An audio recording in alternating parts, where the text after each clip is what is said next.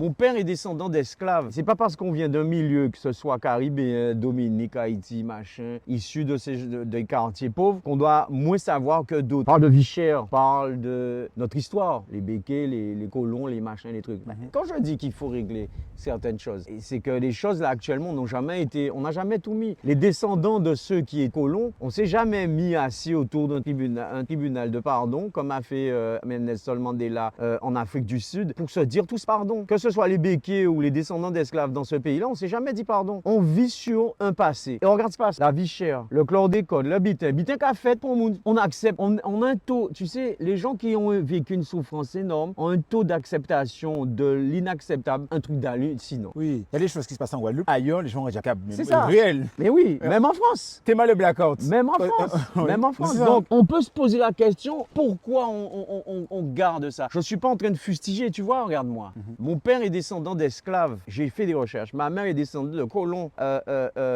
qui ont eu des esclaves. On est les descendants, moi. Donc, on ne peut pas fustiger les béquets, on peut fustiger les blancs. Et en même temps, on est là qui souffrait en proche de victimes là, qui est des bourreaux là. Mais est-ce que bourreau là aussi, en tout cas, du Satalé là, c'est aussi une victime de son histoire?